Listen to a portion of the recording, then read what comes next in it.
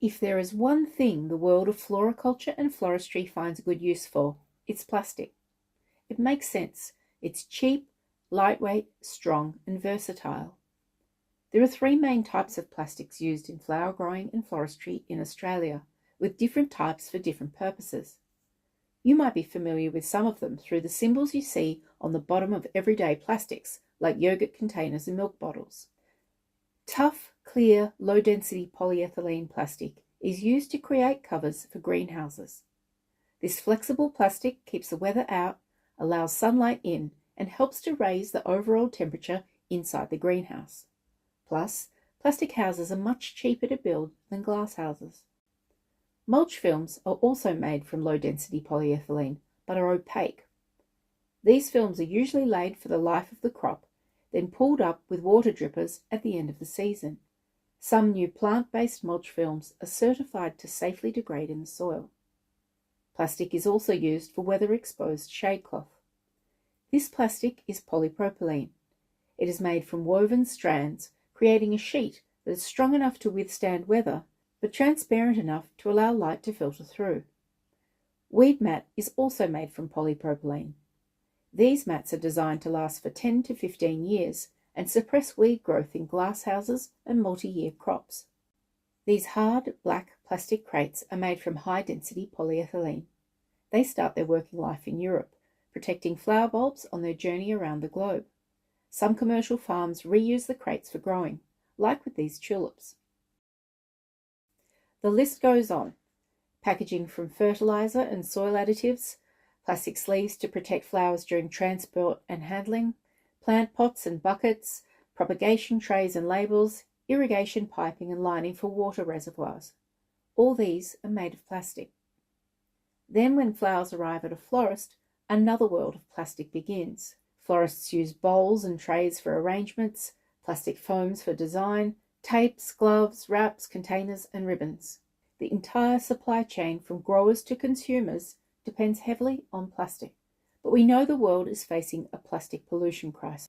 Only 9% of plastic ever produced has been recycled, and even worse, around a third has leaked into the natural environment. It's a broken system, so what can we do about it now? Of course, avoiding plastic altogether is virtually impossible. When plastics are the only option, the goal is to choose items that can be reused, are easily recyclable, or certified compostable, with systems in place to capture them so they don't end up as waste. The best thing to do is to avoid plastic wherever possible, starting with single-use products. Are there any natural alternatives to products, like these biodegradable pots? Although plastic sleeves play an important role in protecting flowers during transport and handling, these growers are using paper wraps or going packaging-free for customers who deal directly with the farm. And this grower has opted for organic mulch instead of plastic sheets, helping to improve soil health at the same time. Reuse is the next best solution. Plastic buckets make for a great example of a circular system in action. Buckets are designed to be used repeatedly, and there's an established culture in the industry that sees florists return the buckets to wholesalers and growers. As they are polypropylene, broken buckets can be processed through one of several recycling schemes in Australia. In this system, the likelihood of leakage into the environment is low, and the chance of recycling at the end of life is high. Buckets are a great example of a functional closed-loop system. While it seems like the obvious answer, recycling plastic is difficult in several ways. For a start, recycling plastic is usually more expensive than manufacturing new plastic. That's partly why there's a lack of infrastructure to recycle plastics. So some plastics might be recyclable in theory, but in practice, there isn't a system in place to capture them. Drummuster is a strong example of an effective product stewardship program that directs agricultural plastic into a dedicated recycling scheme. The program is specifically designed for agricultural and veterinary chemical containers and promotes safe disposal practices. To be accepted at a Drummuster collection site, containers must display the Drummuster logo, be free of chemical residue, and have the lid removed. Contamination is an issue for all plastic recyclers. For example, Before shade cloth can be recycled, details like eyelets and nylon thread need to be manually removed. The material also needs to be washed, and this can be a complicated process given the structure of the mesh. Polytunnel plastic is theoretically recyclable, but contamination with lichen, dirt, and metal clips can be a problem. These contaminants must be removed before the plastic can be processed. Given the volumes and awkward nature of the material, sending to landfill is currently a more economical route. Recycling this low-density polyethylene plastic has potential.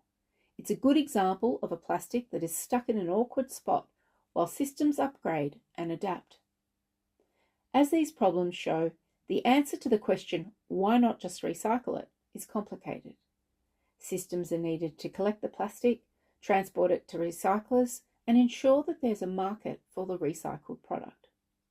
So, can we just make plastic compostable? We can make some plastics out of plants. However, this doesn't automatically mean that they can degrade in nature. Whether they are made of petrochemicals or plants, managing end-of-life options is still a problem. Most compostable plastics need very specific conditions to break down. If they end up in nature, they can cause the same problems for animals as regular plastics. The best option is to ensure that the plastics are certified compostable to Australian standards and that systems are in place to process them at the end of life. If using mulch film, ensure that it is certified soil biodegradable. Yes, the whole plastic problem is a minefield, but some alternatives and solutions do exist, even if they aren't perfect yet. Avoid plastic when you can, reuse the plastics that you have, and research which recycling and resource recovery programs you have access to.